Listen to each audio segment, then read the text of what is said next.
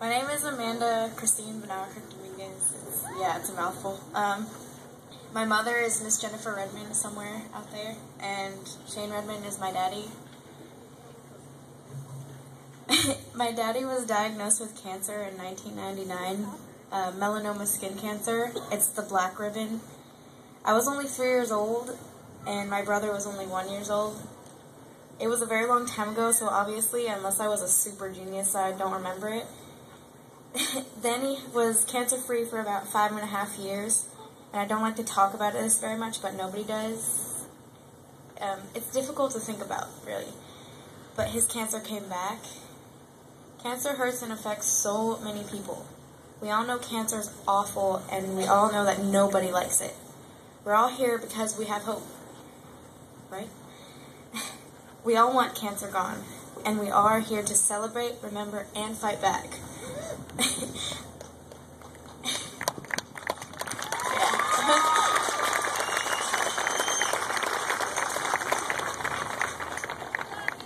I live my life the same as any other typical teenager.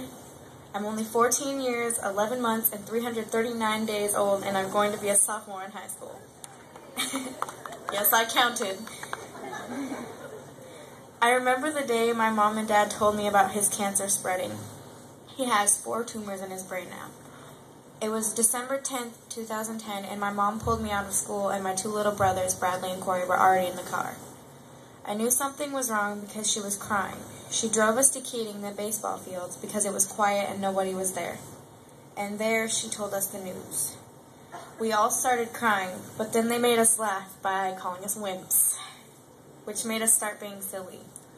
And that's just because that's how my family copes with depressing news, by cracking jokes and laughing at it and pointing out all the ways we will fight. It helps that my family is like that. It makes everything easier at home.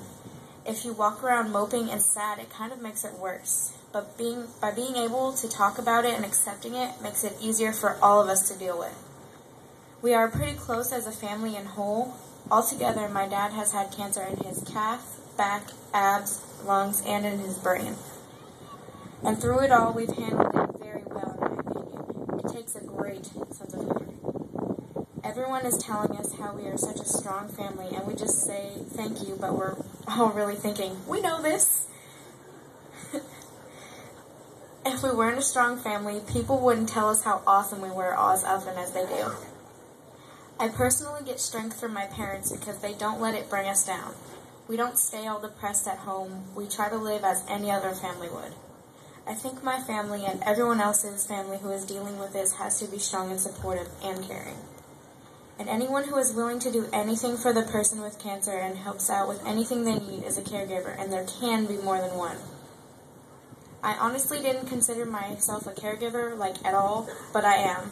I am not only a caregiver because I give support to my dad in his fight, but I help my mom as much as I can, and I'm there for my little brothers.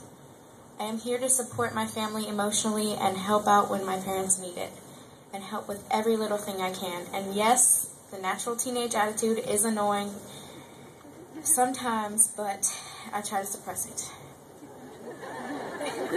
Not very well. That was my mommy.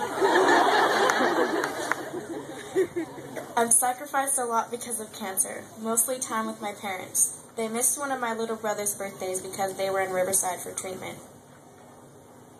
They sent him balloons, though, and he was excited for them, but it just wasn't the same. While my parents were in Riverside, I would help my grandparents with my little brothers as much as I could.